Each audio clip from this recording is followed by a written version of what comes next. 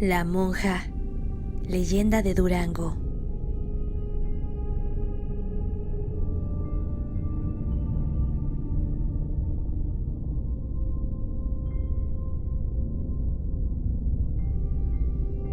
Eran las 12 de la noche en una pequeña clínica de Durango. La enfermera Rosario se encontraba haciendo guardia cuando un sonido estridente y repetitivo la sorprendió en su vigilia. Era la campana de la capilla que resonaba en los pasillos del exconvento y que avisaba a Rosario que no era la única persona en el lugar. De pronto, escuchó un par de golpes provenientes de la sala de espera. ¿Doctor? ¿Es usted? Preguntó temerosa.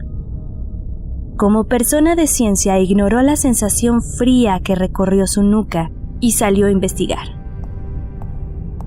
Podría ser uno de los 5 pacientes que se encontraban bajo su cuidado, aunque no era tan probable, pues si alguno se encontraba en peligro, los sofisticados aparatos médicos de la actualidad le darían aviso. Y esto que se escuchaba, no eran más que golpes. Rosario caminó por los estrechos pasillos. El golpeteo persistía.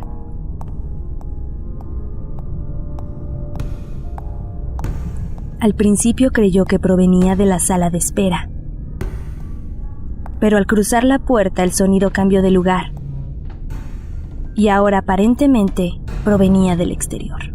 Sin detenerse, unos pasos más llevaron a la enfermera hasta el inicio de una escalera de caracol que llevaba al campanario.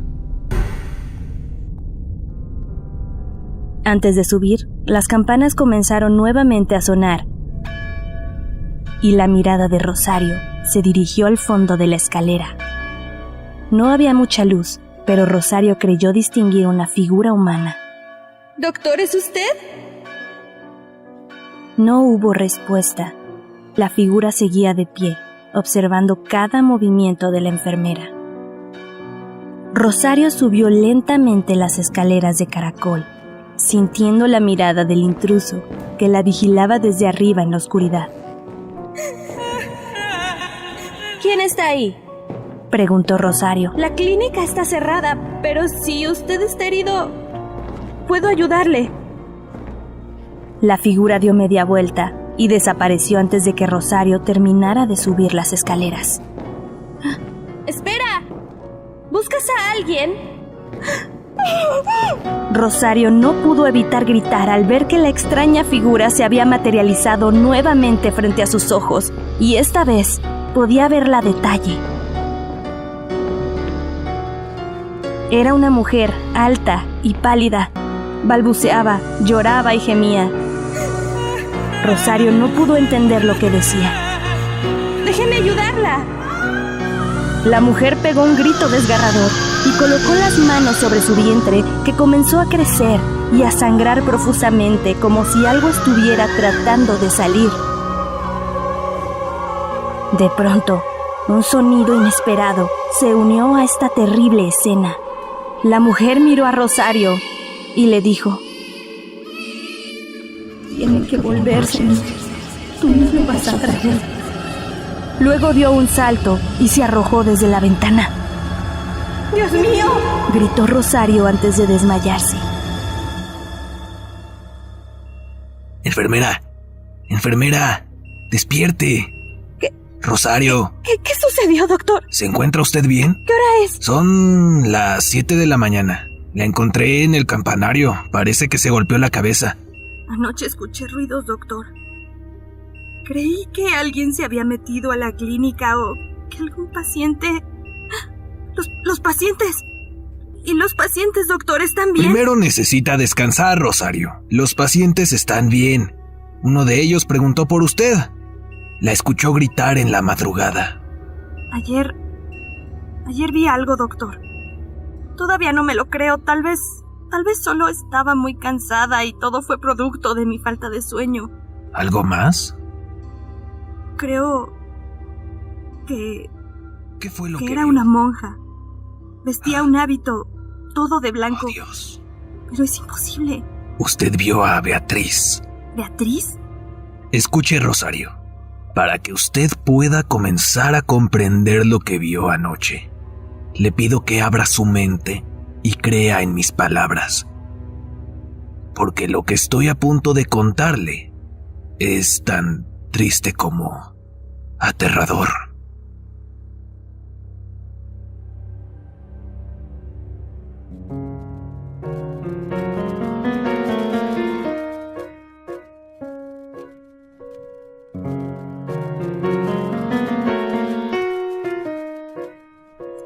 Era la década de los años 50 del siglo XIX cuando Beatriz decidió ingresar a un convento de religiosas. Sus padres, que la amaban tanto, aprobaron de inmediato la idea, considerando que preferían verla casada con Cristo que con un mortal cualquiera. Beatriz se fue al convento. Su padre, además de pagar una enorme cantidad de dinero, su fortuna la donó al monasterio, a donde había ingresado su hija. Eran aquellos años turbulentos de las luchas entre liberales y conservadores. Juárez, en desesperado esfuerzo por liberar a su pueblo de la opresión, promulgó las leyes de reforma y se reformó la Constitución. El clero, al sentir sus intereses afectados, cerró algunos conventos o instituciones de carácter religioso, entre ellos el convento en donde se encontraba Beatriz. La monja no tuvo más opción que volver a su casa, encontrándose con la desagradable sorpresa de que su madre había muerto y su padre se encontraba muy enfermo. El tiempo pasaba y no había dinero, ni dónde conseguirlo. Las fuentes de trabajo estaban cerradas, acababa de pasar la guerra de reforma y ya se estaba en plena intervención francesa. Con el paso del tiempo y a pesar de los cuidados de Beatriz, su padre murió. Tuvo que hipotecar la casa para poder darle un entierro, arriesgándose a perder el único lugar en el que podía vivir mientras se abría el convento. Beatriz se quedó envuelta en terrible soledad, protegida por su fe y sostenida con la esperanza de volver pronto a su vida en el convento. Mientras, las tropas francesas del imperio, mandadas por el general Leclerc, entran en Durango, sin resistencia, siendo objeto de caluroso recibimiento por la burguesía y el clero. Se recibió a los franceses con una lluvia de flores. Los intelectuales les compusieron versos, el comercio les ofrecía banquetes, el clero misas y la sociedad aristócrata les brindó su casa a los jefes y oficiales imperialistas extranjeros, quienes en su mayoría eran jóvenes apuestos y sobre todo con monedas de oro en los bolsillos sustraídas de la antigua hacienda mexicana. Estos cortejaban a las damas duranguenses y ellas, en correspondencia, se dejaban querer. A los varones, principalmente jóvenes de la ciudad, nunca les cayó bien lo que veían. Este odio daba a los mexicanos razón para asesinar a un francés cuando se daba la oportunidad. Y así sucedió una noche oscura y lluviosa del mes de agosto de 1866. Napoleón III había ordenado el retiro de las fuerzas francesas del suelo mexicano. Un oficial francés, llamado Fernando, esperaba al resto de su pelotón en una calle de Durango. Sin aviso, a lo lejos, Fernando escuchó un alarido que se dirigía hacia él. ¡Fuera el ejército francés! El hombre se lanzó contra el intruso, le asestó 2 o 3 puñaladas. ¡Ah! ¡Muere, maldito invasor! Fernando intentó huir, pero el hombre había logrado asestar una puñalada en su estómago y la herida hacía que cada paso apresurado se sintiera como una tortura. El mexicano, en su afán de aniquilarlo, trató de alcanzarlo, pero tropezó y cayó al piso. Fernando aprovechó para esconderse en un callejón, luego dio vuelta a la esquina y, desesperado, tocó la primera puerta a la que llegó. Una mujer hermosa abrió la puerta. El francés malherido entró y se desmayó en el suelo del zaguán. La mujer se apresuró a cerrar la puerta y se quedó perpleja al contemplar al hombre que sangraba. No pensó ni habló nada. Durante unos minutos se quedó parada, viendo al moribundo sin hallar qué hacer. Todavía asustada, le limpió la sangre de la cabeza al herido y aplicó unos lienzos de agua fría que lo hicieron despertar. Cuando Fernando abrió los ojos, quedó cautivado por la belleza de la joven.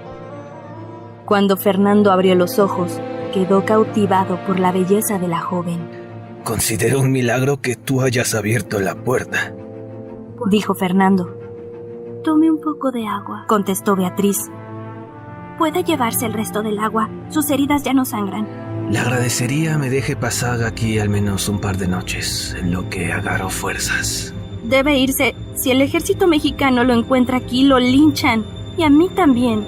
Beatriz abrió la puerta del zaguán y le pidió que abandonara la casa de inmediato.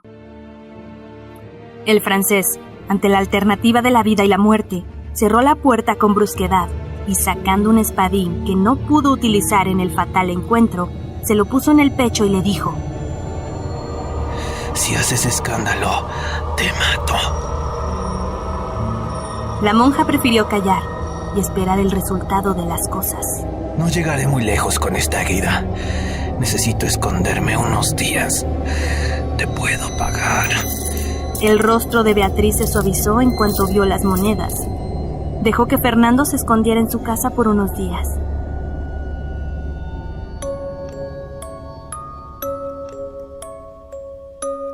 Los dos eran jóvenes, más o menos de la misma edad. Se enamoraron profundamente uno del otro y, sintiendo Beatriz que había encontrado el hombre de su vida, se entregó en cuerpo y alma a él. En ese mundo secreto de feliz compañía, Beatriz y Fernando olvidaron todo lo relacionado con sus vidas anteriores. Hasta que las cosas cambiaron. Napoleón ordenó el retiro de las fuerzas francesas del suelo mexicano. El ejército francés, sin saber si Fernando seguía vivo, abandonó la ciudad de Durango. Cuando Fernando se enteró de esto, intuyó que sus días estaban contados. Supo que no podía estar oculto toda la vida. Tarde o temprano, sería descubierto y terminaría en el paredón, y Beatriz con él. Era urgente salir de Durango. Tenía que dejar a su amada. Así que se revistió de valor y dio a conocer su decisión. No puedes irte.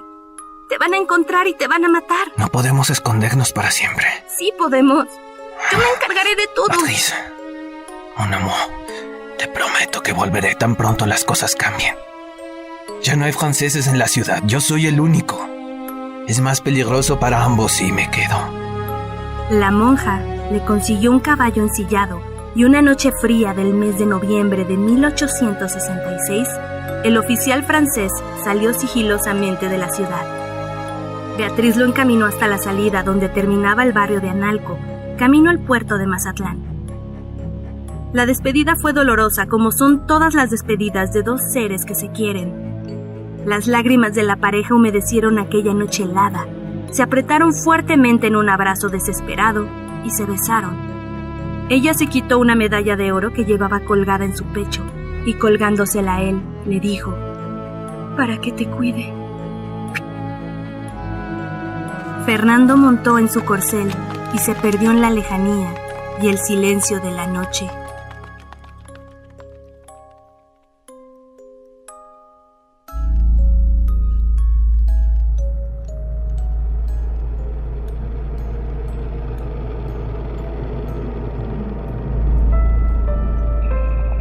La noche estaba estrellada como son las noches duranguenses en esa época del año. Hacía frío, el ambiente olía a pasto frío, había silencio. En la lejanía se escuchaba el canto de los gallos y las campanas de la catedral sonaban las 3 de la mañana.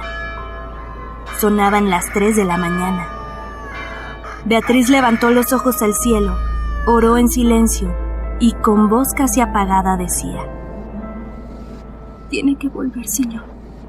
Tú me lo vas a traer». Mientras que con paso lento atravesaba las calles de Analco y la Tierra Blanca y se dirigía a su casa. Por otra parte, Fernando no conocía el camino que lo podría conducir al puerto de Mazatlán, para unirse con sus compañeros y después, ya con otro carácter, volvería a buscar a Beatriz. Los conocimientos que tenía del estado de Durango y sus comunicaciones eran mínimos, solamente los que sus superiores le habían transmitido con motivo de operaciones de la guerra. Cuando se alejó de su amada y se sintió solo ante aquel espléndido panorama nocturno, contempló las estrellas y lloró a torrentes. Se sintió el hombre más desgraciado de la tierra, sin patria, sin familia, sin dinero, sin conocimiento del terreno, sin compañeros y con el tremendo estigma de llevar el uniforme de un ejército invasor que se batía en retirada. Sintió que su vida estaba contada en horas y se arrepintió terriblemente de no haberse quedado con Beatriz a vivir en un encierro sin límites. Hasta ese momento se puso a considerar los riesgos que consideraba aquel viaje, que comparados con los riesgos que le traía vivir al lado de su amada, optó por su regreso. Miró el horizonte y el crepúsculo rosado del amanecer anunciaba el advenimiento de un nuevo día. Pensó en el gozo que le iba a dar al ver a Beatriz de nuevo.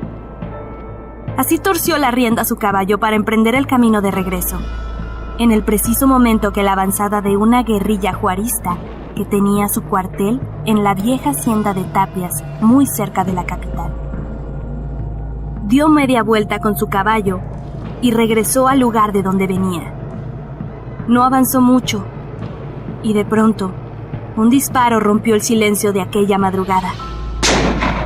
El cuerpo de Fernando rodó sin vida por el suelo. El caballo se fue con todo y silla. Uno de los guerrilleros lo alcanzó y lo llevó ante el jefe de la guerrilla. Después de revisarlo, tratando de encontrar algún mensaje secreto, no encontraron identificación alguna.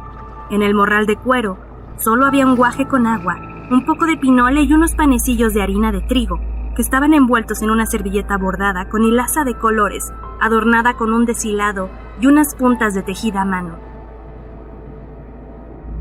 Aquel soldado no traía nada de importancia, ni siquiera un fusil. Solo colgaba en su pecho una medalla de oro con la imagen de la Purísima Concepción y un nombre grabado por el dorso que decía Beatriz.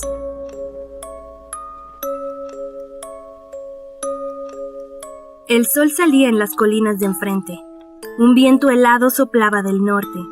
La noticia de la muerte se extendió.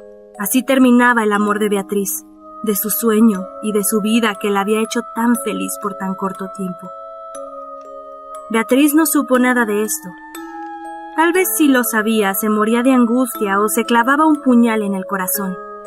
Ella vivía porque era de Fernando y se conservaba para él. Consideraba que el regreso de su amado era cuestión de días o cuando mucho de meses. En su casa volvió a la vida de soledad y rutina, ir a misa en la mañana, al rosario en la tarde y bordar y tejer para confeccionar los paños sagrados de la iglesia. No dormía. Gran parte de la noche se la pasaba en vela, orando de rodillas y en silencio. En el convento había aprendido que la fe debe ser siempre constante, que hay que sufrir para merecer, y que un milagro no se realiza nada más porque se pide. Para que se haga, hay que atravesar la barrera del infinito y llegar a Dios. Y se llega a Él solamente cuando se habla con el corazón. Por todo esto, ella esperaba el milagro a largo plazo, y aún así, hacía lo imposible por merecerlo. Siempre tenía de día y de noche una lámpara de aceite encendida a la imagen de su devoción.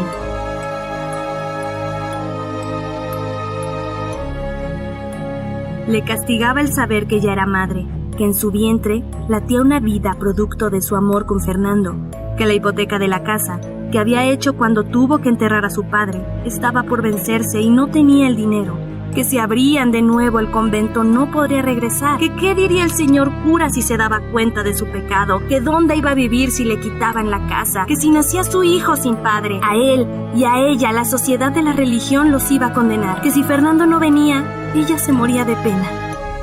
Esas y muchas otras reflexiones hacía Beatriz, todos los días y todas las noches.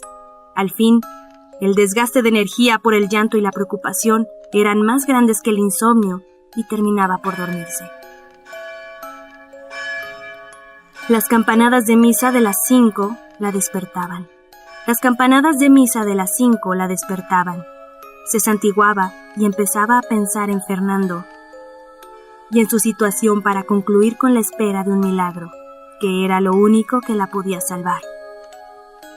Tanta fe tenía en la idea del regreso de Fernando que se convirtió en obsesión, y todos los días, cuando Beatriz iba al rosario de la tarde, se escondía tras un confesionario de la catedral, para luego, que cerraban la puerta, subiría por la escalera de caracol al campanario.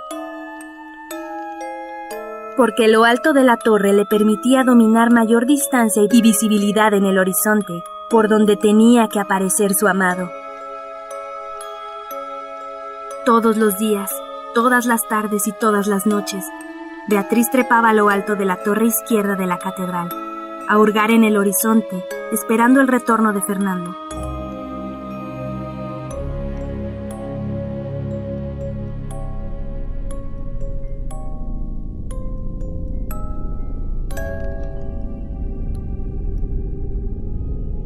La realidad es que Beatriz murió por la caída de más de 30 metros de altura, cuando a su hijo le faltaban unos días para nacer, y que desde entonces, todas las noches se ve la silueta de una monja vestida de blanco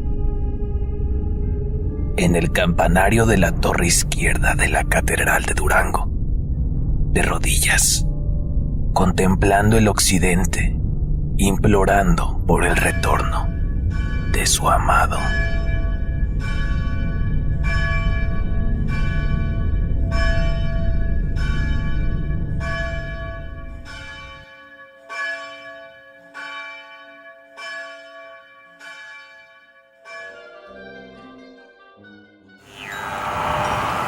Terror en un suspiro.